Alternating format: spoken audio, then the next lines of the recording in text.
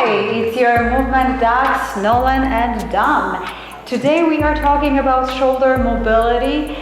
We have an exercise or a few exercises to show you that are really phenomenal to stretch out the muscles, increase the mobility, prep you for your game. You can use basically a stick. You can use a golf club. You can use a broom if you're trying to warm up for cleaning, or...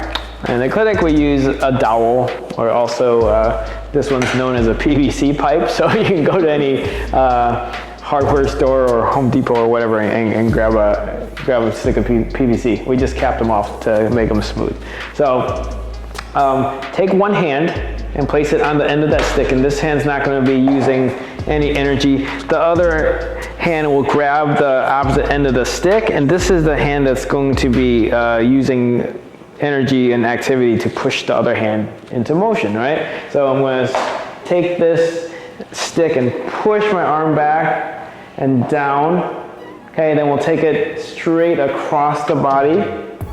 Okay, level with the shoulders, and then we're going to go one more angle up and back. So you can stretch it down and back, straight across and back, and then up and back.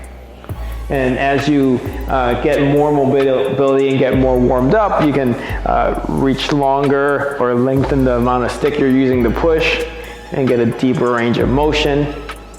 Okay, so you can do that on both sides. And we're just repeating and getting motion into the shoulders. You're basically just stretching the muscles and then getting the fluid flowing in your shoulder capsule. And if you are preparing for larger movements, you already have a pretty good mobility. You can also use your friendly pipe or any other device to create a bigger stretch, where you extend your arms overhead, nice tackling chin and core, and you can move that arm or those arms all the way back, and in front you can go at a little diagonal, kind of matrix your hands away. And again, this provides really amazing stretch for your shoulder girdle on both sides, and perhaps you do those big movements. Yeah, and that overhead motion can be, that helicopter motion can be a little confusing.